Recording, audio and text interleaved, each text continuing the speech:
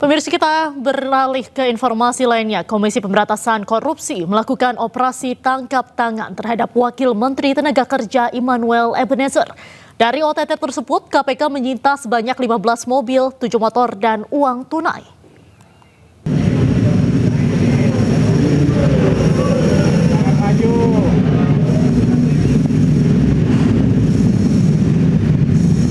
Inilah 7 motor yang disita Komisi Pemberantasan Korupsi dari operasi tangkap tangan terhadap Wakil Menteri Ketenagakerjaan Immanuel Ebenezer. Motor gede ini mayoritas merupakan pabrikan Italia, mulai dari Ducati dengan berbagai tipe hingga Vespa. Adapun harga motor yang disita KPK ini berkisar antara ratusan juta rupiah dan yang tertinggi Ducati Multistrada yang mencapai 1,3 miliar rupiah. KPK juga menyita 15 mobil dalam OTT terhadap Immanuel Ebenezer. Mobil sitaan ini terdiri dari berbagai merek dari pabrikan Eropa hingga Jepang.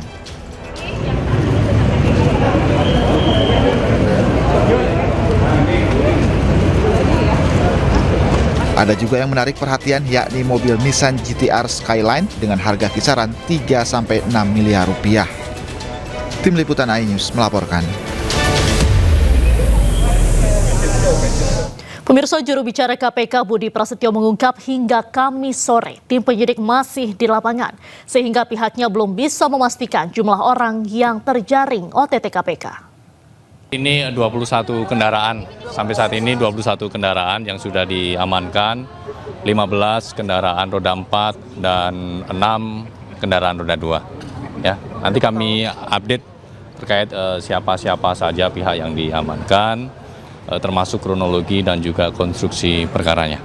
Oke? Dari berapa orang dan juga dari mana kemarin? Ya, nanti kita jelaskan lebih detailnya ya, diamankan dari pihak siapa saja begitu, karena dalam rangkaian kegiatan tangkap tangan kali ini sebagian teman-teman juga masih di lapangan.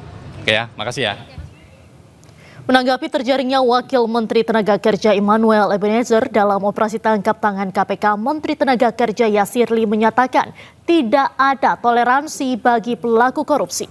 Pihaknya juga akan merevisi aturan sertifikasi keselamatan dan kesehatan kerja atau K3 kasus yang menjerat Ebenezer. Yang pertama, saya prihatin dan menyayangkan peristiwa dugaan tindak pidana korupsi yang saat ini sedang diproses oleh KPK.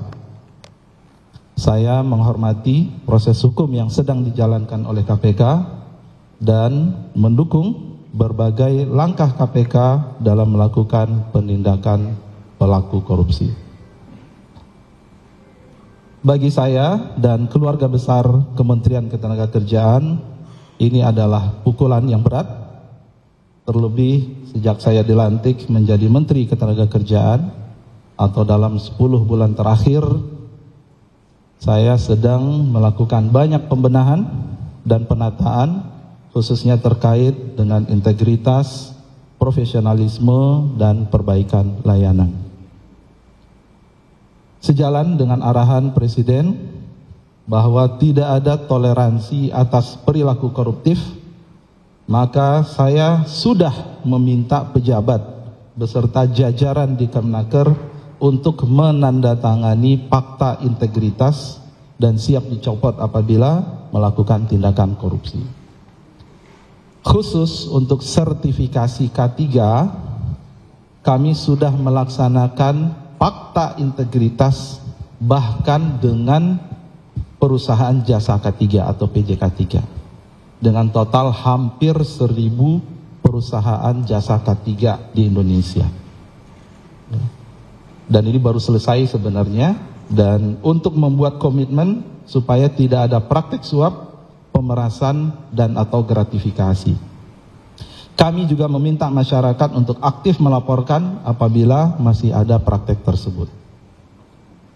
Selain fakta integritas, saya juga telah merotasi pegawai yang sudah lebih 4 tahun pada posisinya, melakukan perbaikan proses layanan sehingga lebih transparan dan akuntabel, serta merevisi berbagai regulasi terkait pelayanan K3.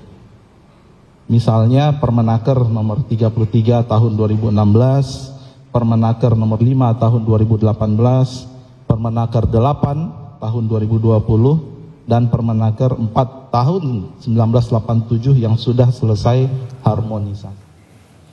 Dan untuk mengetahui informasi terkini, kami telah terhubung dengan Jessica Winoto di Gedung Merah Putih KPK. Selamat malam, Jessica. Bagaimana situasi saat ini di KPK? Apakah ada informasi KPK akan segera melakukan konferensi pers?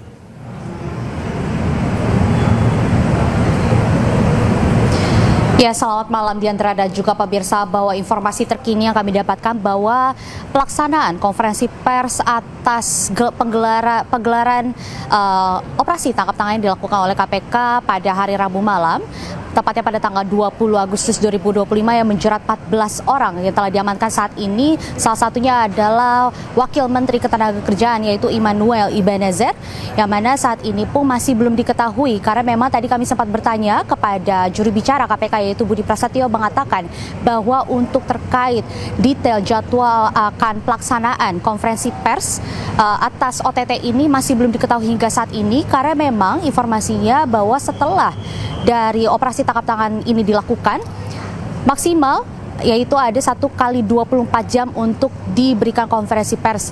Dan memang Diandra dan juga pemirsa dapat kami sampaikan bahwa informasi OTT ini berkaitan atau merujuk kepada dugaan pemerasan terhadap perusahaan dalam pengadaan sertifikasi K3, yang mana juga saat ini pun ke-14 orang yang telah diamankan atas OTT ini masih berada di dalam Gedung Merah Putih KPK ini untuk diperiksa lebih lanjut. Dan juga yang salah satunya adalah Wakil Menteri Ketenagakerjaan yaitu Immanuel Ebenezer. Lalu juga Diandra dan juga pemirsa dapat kami sampaikan bahwa tadi sekitar pukul 5 kurang waktu Indonesia Barat, KPK telah memperlihatkan sejumlah barang bukti atau barang sitaan berupa kendaraan bermotor, yaitu totalnya ada 22 kendaraan bermotor dengan detail 15 kendaraan roda 4 dan juga 7 kendaraan roda 2. Dan juga informasi tambahan kami dapatkan bahwa ada juga sejumlah uang yang telah disita, tetapi untuk nominal atau jumlah uang yang telah disita masih belum diketahui, karena memang informasi dari Budi Prasetyo sendiri pun mengatakan bahwa secara kronologi selalu juga perunutan atau pendalaman dari kasus ini nanti akan langsung disampaikan pada konferensi pers yang hingga saat ini masih belum diketahui kapan akan dilaksanakan konferensi pers tersebut. Sehingga kami akan terus memantau pergerakan yang ada di sini, apakah nanti malam akan dilakukannya konferensi pers atau tidak, kami akan terus pantau. Diandra. Baik, terima kasih Jessica atas laporan Anda langsung dari Gedung Merah Putih KPK. Terima kasih, selamat malam dan selamat kembali bertugas. Pemirsa, Istana merespon operasi tangkap tangan KPK yang menyasar Wakil Menteri Ketenagakerjaan Immanuel Ebenezer. Jika terbukti bersalah, maka Ebenezer akan secepatnya diganti oleh Presiden. Kami mewakili pemerintah tentu menyampaikan keprihatinan bahwa salah satu anggota Kabinet Merah Putih diinformasikan menjadi salah satu yang terkena proses operasi tersebut. Nah, tentu sebagaimana yang berkali-kali diingatkan oleh Bapak Presiden kepada kita semua bahwa kita perlu untuk terus berhati-hati. Semangat kita adalah semangat untuk tidak menyalahgunakan amanah yang diberikan kepada kita semua, dan oleh karena itulah kami menyatakan keprihatinan yang mendalam. Akan tetapi Bapak Presiden sudah mendapatkan laporan dan beliau menyampaikan bahwa itu ranah hukum. Beliau menghormati proses di KPK dan dipersilahkan untuk proses hukum itu dijalankan sebagaimana mestinya. Dan apabila nanti terbukti, maka akan secepatnya dilakukan pergantian. Selama menjabat sebagai Wakil Menteri Ketenagakerjaan, Immanuel Ebenezer kerap menggelar inspeksi mendadak ke sejumlah perusahaan nakal. Dalam sidak terakhirnya, Ebenezer pun sempat memperingatkan pengusaha agar tidak main-main di pemerintahan Presiden Prabowo Subianto. Terima kasih untuk kawan-kawan semua. Kemarin sidak di Depok itu cukup mengejutkan. Inilah postingan terakhir Wamenaker Immanuel Ebenezer sebelum ditangkap KPK. Dalam video yang diposting pada Rabu 20 Agustus kemarin, dengan tegas dan jelas, Ebenezer memperingatkan pengusaha jangan main-main di pemerintahan Presiden Prabowo Subianto. Ini sekali lagi saya peringatkan untuk para pengusaha yang nakal, jangan bermain-main di pemerintahan Pak Prabowo. Nah, apa yang saya lakukan ini jelas ngasih pesan ke mereka yang kurang ajar dengan buruh dan rakyat Indonesia. Sekali lagi, saya akan menjadi tetap ancaman nyata untuk mereka yang bermain-main dengan nasib rakyat. Peringatan ini Wamenaker Ebenezer ucapkan saat menggelar sidak di 2 perusahaan di Depok, Jawa Barat dan menemukan cek bodong untuk karyawan. Selain itu, para karyawan yang kebanyakan lansia juga mengaku tidak mendapatkan upah serta jaminan hari tuanya tidak dibayarkan. Saat itu, Ebenezer pun langsung menelpon HRD perusahaan. Halo. Halo. Saya Wakil Menteri Tenaga Kerja Republik Indonesia, Bu. Immanuel Ebenezer. Iya. Ini saya di pabrik Ibu di Triple H. Ini gimana, Bu, persoalan kawan-kawan pekerja ini, Bu? Buru-buru ini. Bapak kerja berapa, Pak? Ibu kemarin berapa lama?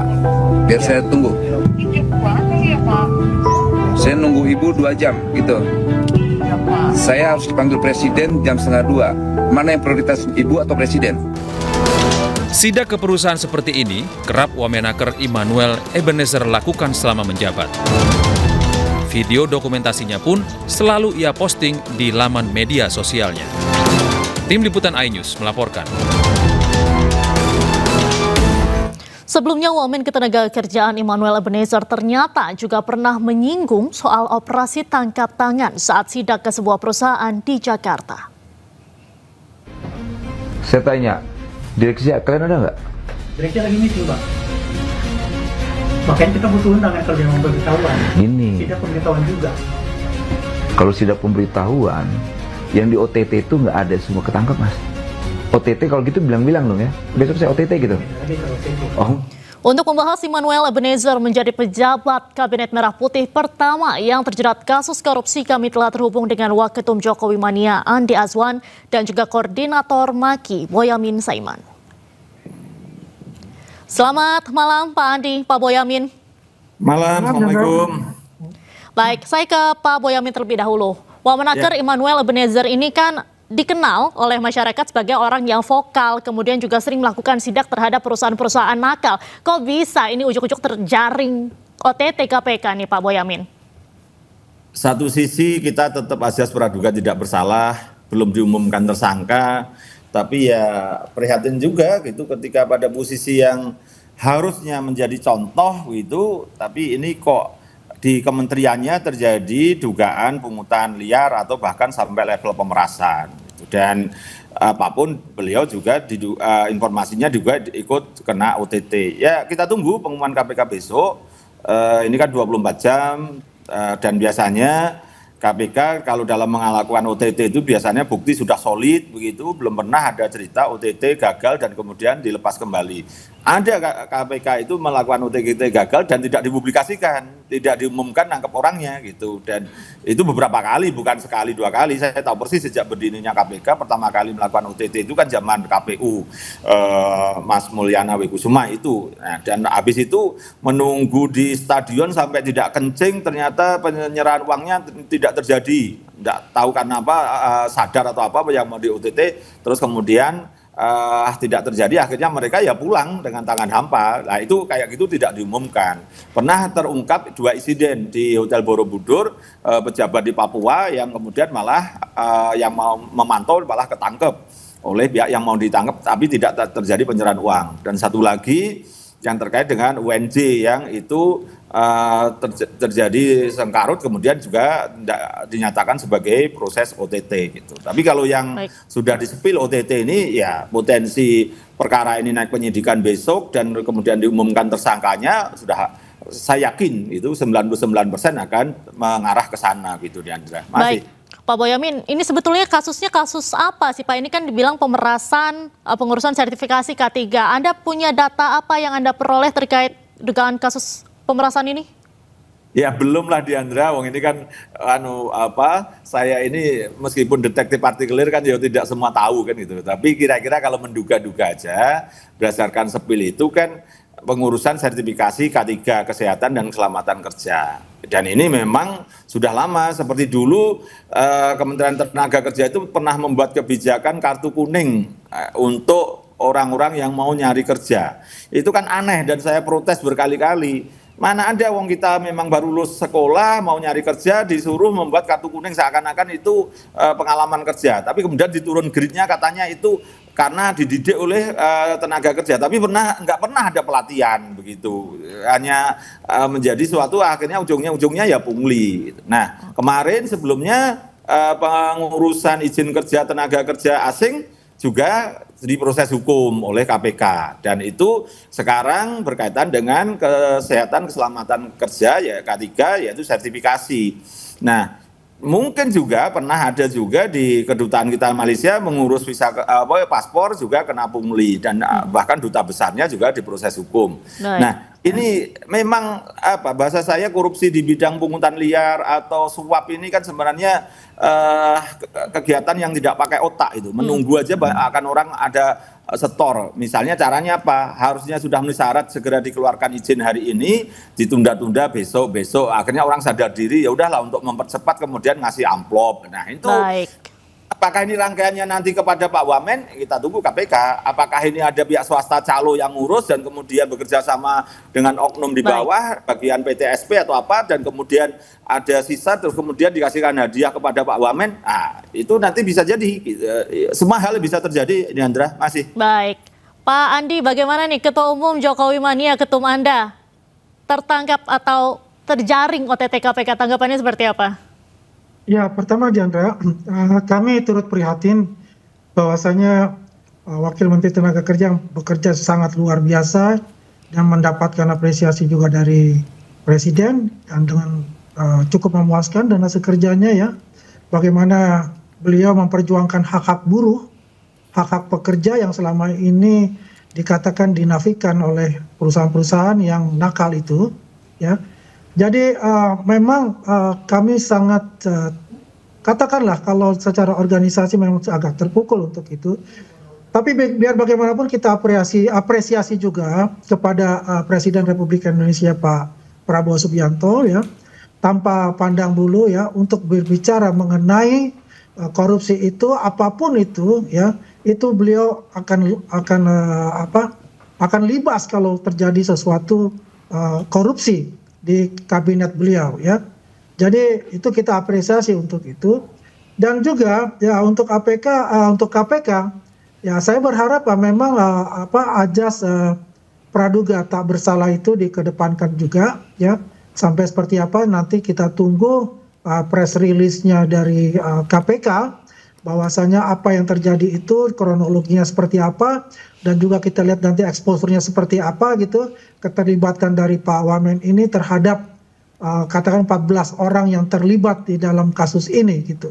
Kasusnya sebetulnya juga kita belum tahu ini apa kasusnya ini masalah K3 atau masalah yang lain gitulah. Apakah kasus ini ada dalam satu grup ataukah Pak Wamen ini terpisah gitu. Tapi yang jelas apa yang telah dilakukan oleh KPK itu ya kita apresiasi lah, karena itu kinerja dari aparat penegak hukum.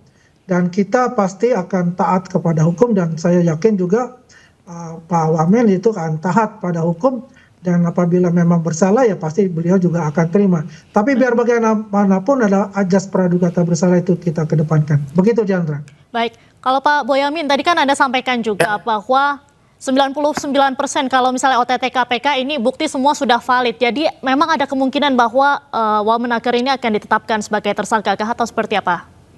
Ya potensi 90% lah untuk akan jadi tersangka, karena kalau hanya saksi itu biasanya level tengah atau bawah gitu nanti yang dilepas gitu. Karena misalnya karena menjalani perintah atasan, melakukan karena disuruh gitu. Itu level-level itu gitu. Atau bahkan dulu ajudan atau sopir itu ya pasti lepas itu. Tapi ada pernah ajudan yang kena proses karena ternyata dia sangat aktif, bahkan ikut mempertebal pemerasan misalnya gitu. Ya ada juga gitu. Jadi ini rangkaian itu kalau itu kan toh biasanya kalau OTT itu ya nanti naik bahkan gitu. Tapi kalau sudah sampai Pak Wamen itu ya rasanya kalau memang betul beliau diamankan begitu ya potensi untuk jadi tersangka ya besar. Dan itu istilah saya itu kan kadang-kadang memperolok-olok KPK.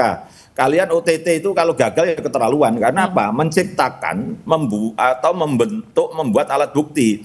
Seperti dalam kasus pembunuhan, itu kalau penegak hukum kan mencari alat bukti, menemukan alat bukti setelah peristiwa terjadi. Nah, mencari senjatanya, mencari sidik jarinya, segala macam. Nah, kalau OTT itu kan mengintip orang yang melakukan kejahatan, sama dengan mengintip orang yang mau melakukan pembunuhan. Nah, dibiarkan sampai menusuk, tapi cepat-cepat terus langsung ditembak atau langsung diamankan supaya tidak sampai terbunuh. Tapi perencanaan pembunuhannya sudah diketahui. Nah, itu jadi mestinya alat bukti sangat solid, sangat kuat. Dan OTT yang sudah dibawa ke gedung ke KPK itu artinya berarti sudah solid dan alat buktinya sudah 5, itu sudah saksi, dokumen, terutama bukti elektronik gitu. Itu sudah tinggal mengurai aja dan saya kira hanya formalitas untuk menetapkan ini penyelidikan. Terus kemudian malam ini gelar perkara penyidikan dan sekaligus penetapan tersangka. Besok sebelum 24 jam diumumkan tersangkanya dan ditahan dan pasti langsung melakukan konpres gitu. Bagaimana alurnya gitu. Baik, Pak Andi, tadi kan dinyatakan juga 90% ketika sudah OTT seperti ini bukti-bukti semua sudah valid.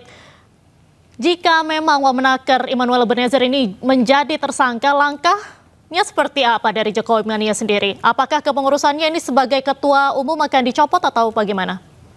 Ya, kita pasti akan ada satu pertemuan nantinya secara internal untuk itu.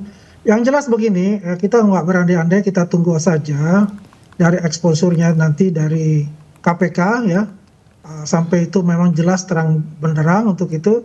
Yang jelas ya kami pasti akan memberikan suatu tim kuasa hukumnya dari kita sendiri juga kita akan membantu untuk itu gitu. Tapi ya kita tunggulah mungkin ya nanti jam 12 atau jam 11 malam itu ada pengumuman ya kita tunggu saja. Dan kita berharap ya bersama-sama bahwa ini ada pembelajaran penting kepada seluruh pejabat publik gitu ya. Bahwasanya kita memang harus mempunyai iman yang kuat ya karena setan-setan ini luar biasa besar-besar ya. Jadi mengganggu terus. Jangan kalahkan setan, Pak. Ya, jadi artinya kalau kita iman kita kuat ya kita bisa ada pembentengan diri kita itu. Yang jelas ya terima kasih Bu Diandra, yang jelas kita tunggu bagaimana prosesnya ya dalam beberapa jam ke depan. Ya mudah-mudahan udah ada hasilnya. Begitu Diandra. Baik, terima kasih banyak Pak Andi, Pak Boyamin sudah bergabung dengan iNewsroom malam hari ini. Salam sehat selalu Bapak-bapak. Terima kasih. Assalamualaikum. Terima kasih. Pemirsa, kita beralih ke kasus tudingan ijazah palsu Joko Widodo. Dr. Tifa membawa buku Jokowi's White Paper saat menjalani pemeriksaan di Polda Metro Jaya. Karena dari awal itu dilaporkan. Tifauzia Tiasuma alias Dr. Tifa mendatangi Polda Metro Jaya untuk memenuhi panggilan polisi terkait kasus tudingan ijazah palsu Presiden ke-7 Republik Indonesia Joko Widodo. Sebelum menjalani pemeriksaan, Dr. Tifa membawa buku Jokowi's White Paper yang baru diluncurkan beberapa waktu lalu. Menurut Dr. Tifa, melalui teknologi yang ada dalam buku tersebut, seseorang bisa mendeteksi suatu kebohongan. Oh, persiapannya ya, ini juga pelajaran untuk semua rakyat Indonesia ya, bahwa kita ini benar-benar dengan pelajaran, dengan apa yang saya alami itu, jangan pernah buta hukum. Kita semua tuh harus melek hukum, dan kita juga harus melek teknologi ya. Anda baca tulisan kami, hasil penelitian kami, Anda akan tahu bahwa dengan teknologi yang sudah kami jelaskan di buku Jokowi's White Paper ini, sesungguhnya kebohongan itu nggak ada tempatnya lagi ya. Kebohongan nggak ada, orang bisa bohong. Jadi kalau ada orang yang masih mau berbohong dan masih kepengen berbohong, itu orang itu kudet, jadul. Sementara itu, aktivis Rustam Effendi yang juga dipanggil hari ini tidak bisa hadir karena orang tuanya meninggal dunia. Tim Liputan iNews melaporkan. Ke informasi lain lagi pemirsa, Lembaga Antirasuah KPK berencana memanggil selebgram Lisa Mariana untuk dimintai keterangan terkait kasus dugaan korupsi pengadaan iklan di PT Bank Pembangunan Daerah Jawa Barat dan Banten atau BJB. Pemanggilan Lisa diagendakan pada Jumat besok.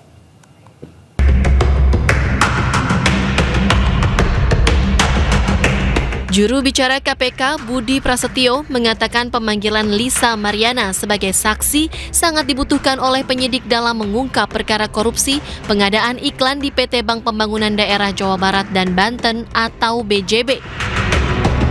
Budi menyebut KPK fokus mendalami aliran dana non-budgeter yang menjadi permasalahan di BJB. Diketahui KPK telah menetapkan 5 orang tersangka dalam perkara korupsi pengadaan iklan di BJB. Melihat konstruksi dari perkara di BJB ini kan terkait dengan pengadaan iklan ya, yang kemudian sebagian anggaran digunakan untuk dana non-budgeter. Yang kemudian KPK terus mendalami dari dana non-budgeter itu peruntukannya untuk apa, peruntukannya untuk siapa. Nah, itu yang oleh penyidik didalami dari keterangan-keterangan para saksi yang sudah dipanggil.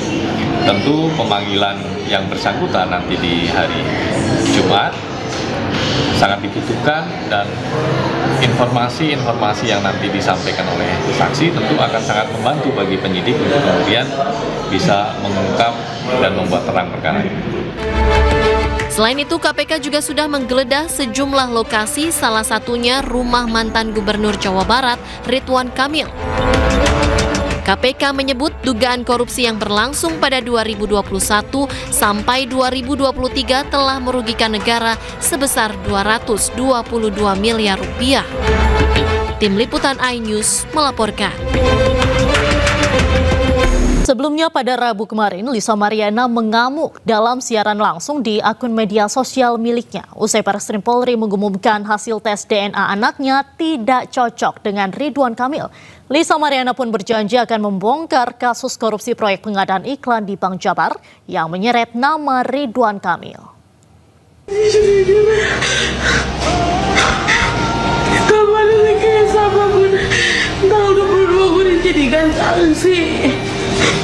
Sambil menangis, Lisa Mariana mengamuk saat siaran langsung di akun media sosial miliknya setelah polisi mengumumkan hasil tes DNA anaknya tidak cocok dengan mantan Gubernur Jawa Barat Ridwan Kamil. Lisa mengungkapkan kekecewaannya dan menduga ada rekayasa dalam proses pemeriksaan DNA.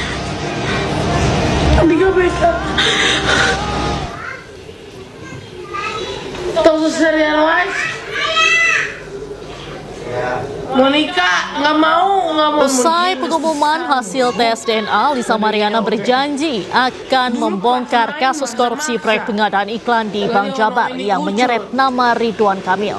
Lisa Mariana akan datang ke KPK sebagai saksi pada Jumat besok. Hal ini juga dikonfirmasi oleh juru bicara KPK Budi Prasetyo. Budi menyebut keterangan Lisa sangat dibutuhkan untuk mengungkap kasus tersebut. Pikir dong, pakai otak.